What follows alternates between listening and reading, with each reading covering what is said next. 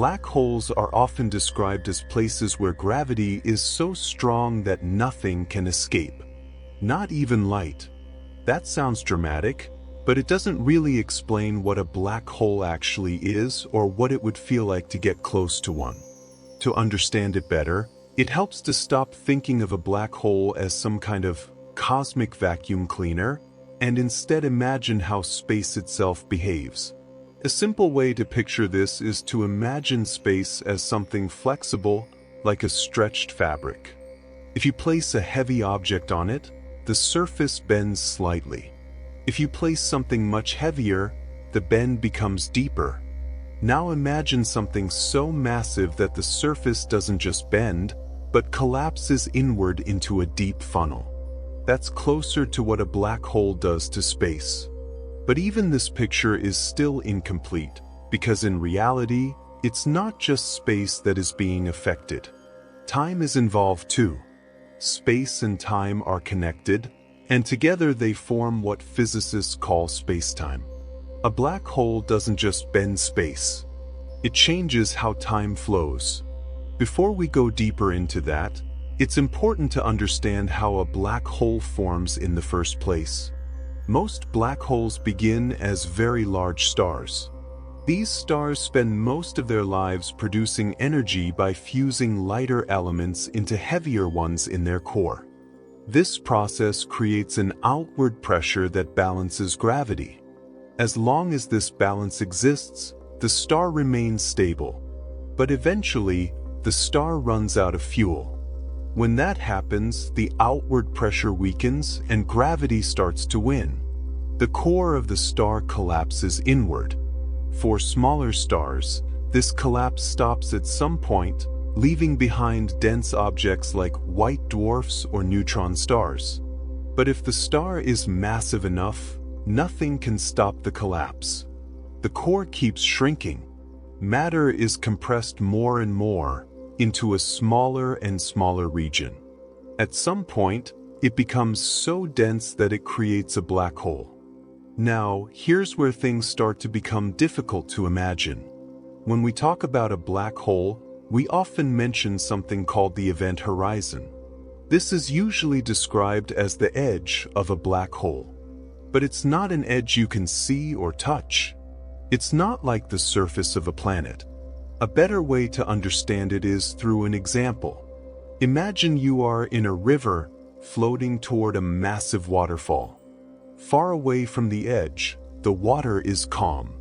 You can swim in any direction. You are in control. As you get closer, the current becomes stronger. You can still swim away, but it takes more effort. Then you reach a point where the water is moving so fast that no matter how hard you try, you can't swim against it anymore. Even the strongest swimmer would be pulled forward. That point is similar to the event horizon. Before that point, escape is still possible. After that point, it isn't. What makes this even more strange is that nothing special marks that boundary. There is no line in space, no visible change, no warning sign. If you were drifting toward a large black hole, you might not even notice the exact moment you crossed it. From your perspective, everything would seem normal, at least at first. But if someone were watching you from far away, they would see something very different. As you get closer to the black hole, time for you begins to slow down relative to them. This isn't something you would feel yourself. Your heartbeat, your thoughts, your movements, all of that would feel completely normal to you. But from the outside, everything about you would appear slower. The closer you get to the event horizon, the more extreme this effect becomes. To the distant observer, it would look like you are gradually freezing in time. Your movements would slow down more and more. The light coming from you would stretch and fade. Eventually, it would become so dim that you would simply disappear.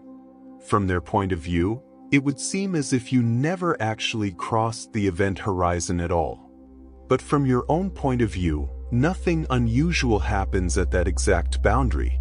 You simply continue forward. This difference between what you experience and what an outside observer sees is one of the strangest parts of black holes. It shows that time is not something absolute. It depends on where you are and how strong gravity is around you.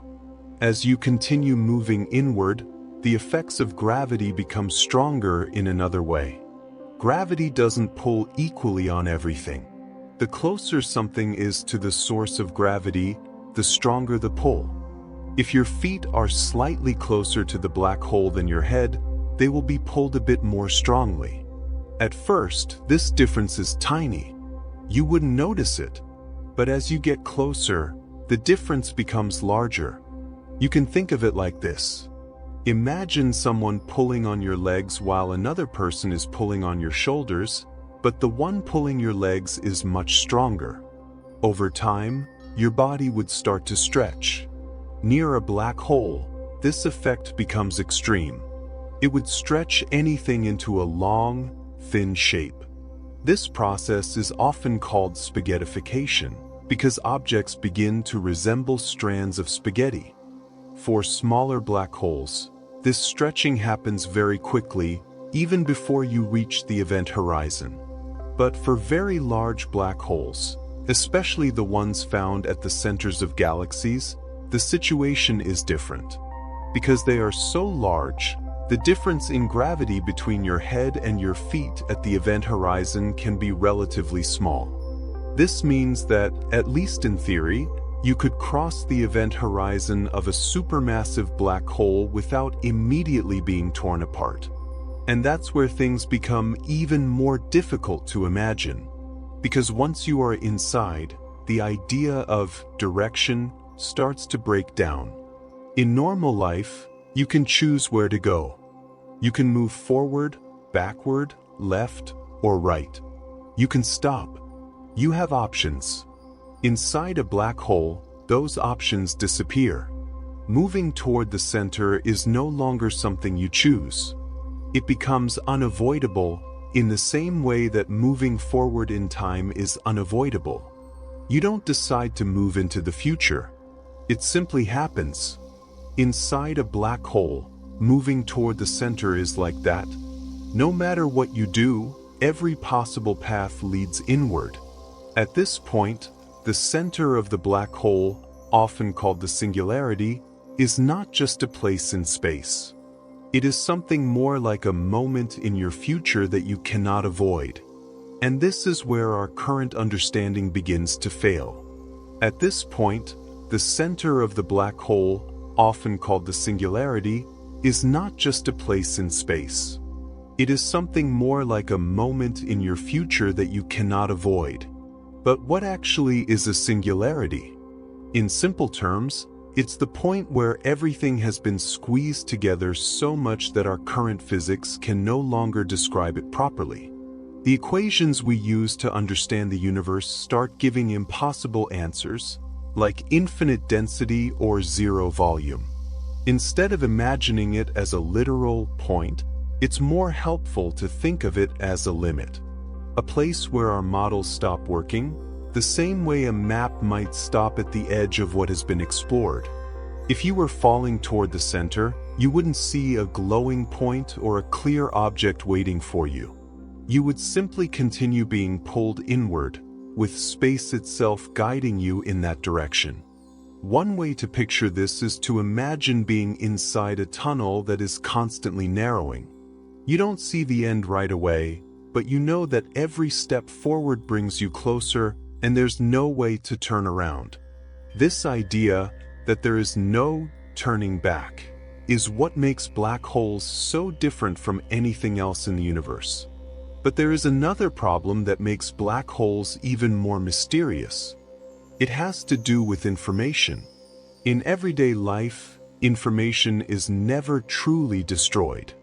If you burn a piece of paper, the information on it seems to disappear, but in principle, all the particles and energy that carried that information are still there, just rearranged. Physics is built on the idea that information is conserved. It might become extremely difficult to recover, but it is not supposed to vanish completely. Black holes seem to break this rule. If something falls into a black hole, all the details about it, its structure, its history, everything that makes it what it is, appear to be lost from the outside universe. This creates a deep contradiction. On one hand, gravity, as described by relativity, suggests that anything crossing the event horizon is gone forever. On the other hand, quantum physics says that information cannot be destroyed. So which one is correct? This question is known as the black hole information paradox, and it remains one of the biggest unsolved problems in physics. To understand why this matters, imagine writing a message on a piece of paper and throwing it into a black hole. If the information is truly lost, then, in a sense, part of reality has been erased. The universe would no longer be fully predictable, even in theory. But many physicists believe that information is not actually lost. It is just hidden in a way we don't yet fully understand. One idea is that the information is somehow stored on the surface of the black hole, on the event horizon itself. You can think of it like data encoded on a boundary rather than inside a volume. Another idea involves something even stranger. According to quantum physics, empty space is not truly empty. It is filled with tiny fluctuations, where pairs of particles briefly appear and disappear. Near the edge of a black hole, these fluctuations can behave differently. Sometimes, one particle falls into the black hole while the other escapes. To an outside observer, it looks like the black hole is emitting radiation. This process is known as Hawking radiation. Over time, this radiation carries energy away from the black hole. As a result, the black hole slowly loses mass. If you wait long enough, an unimaginably long time, the black hole could eventually disappear completely. This raises another question. If the black hole disappears, what happens to everything that fell into it? Does the information come back out, hidden within the radiation? Or is it lost forever? We don't yet have a complete answer. But what this tells us is that black holes are not just objects. They are tests of our understanding. They sit at the boundary between what we know and what we don't. There are also more speculative ideas about what might happen inside. Some theories suggest that black holes could be connected to other regions of space, forming what are sometimes called tunnels or shortcuts. These are often referred to as wormholes. If such connections exist, falling into a black hole might not end at a singularity, but instead lead somewhere else entirely. Other ideas go even further, suggesting that black holes could give rise to new regions of space, almost like separate universes forming inside them. At the moment, these ideas remain theoretical. There is no direct evidence that they actually occur. But they show how far scientists are willing to explore when trying to understand these objects. Despite all their strange properties, black holes are not rare. In fact, they are found throughout the universe. Most large galaxies, including our own, have a supermassive black hole at their center. These black holes can have masses millions or even billions of times greater than the Sun. They don't just sit there quietly. They influence the motion of stars, shape the structure of galaxies, and in some cases, power extremely energetic events. When matter falls toward a black hole, it doesn't go straight in. It usually forms a rotating disk around it. As this material spirals inward, it heats up and releases enormous amounts of energy. In some cases, black holes can produce powerful jets of particles that shoot out into space at nearly the speed of light. These jets can extend for thousands of light years, affecting regions far beyond the black hole itself. So even though black holes are often thought of as destructive, they are also part of how the universe evolves. They help shape galaxies. They influence how matter is distributed. They are part of the larger cosmic story. When we ask what happens inside a black hole, we are really asking how far the laws of physics can be pushed.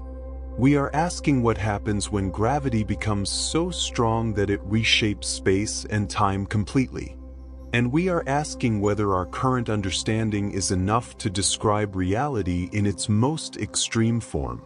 So far, the answer is incomplete. But that's what makes black holes so important. They are not just distant objects in space. They are places where the universe reveals its limits. And beyond those limits, there may be entirely new ways of understanding reality that we have not yet discovered.